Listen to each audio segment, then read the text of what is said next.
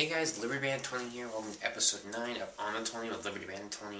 I apologize a little bit for not being able to record the last 2 weeks, but the reason being is that my son was born on his due date, so I've been getting used to him being at home and trying to get some sleep and all that, and just getting acclimated to my son being born. But I have a lot to go over today because there's been a lot of news the last 2 weeks. First off, UNA, the University of North Alabama, is a Division II school who's moving up to Division I in 2019 and will be joining the Big South in 2019, but won't be eligible to win the title, the Big South Conference title, until 2022. That's because they have a probationary period. I know Presbyterian did it when they joined the Big South, so it does make sense, but that's the 8th member right now to join the Big South, which is kind of cool because it makes it tougher, but at the same time, there's a lot more that goes into that because now there's 8 games that we have to play, or 7 games in conference, and only about 3 or 4 out of conference, but we'll see what happens with that.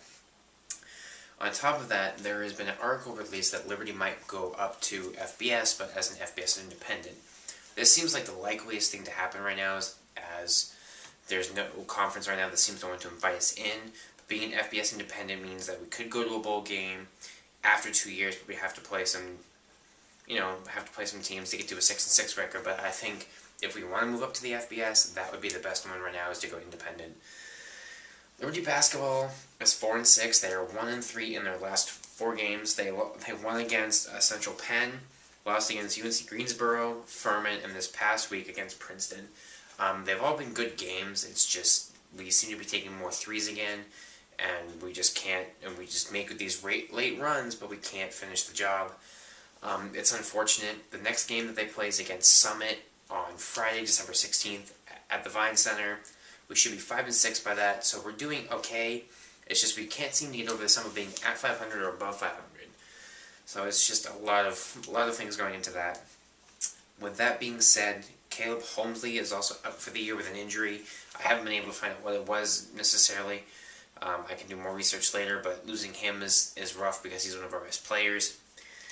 And with the new hire of Ian McCaw, Jerry Falwell stated that Coach Turner Go will at least be around until 2017, so we have 1 more year with him.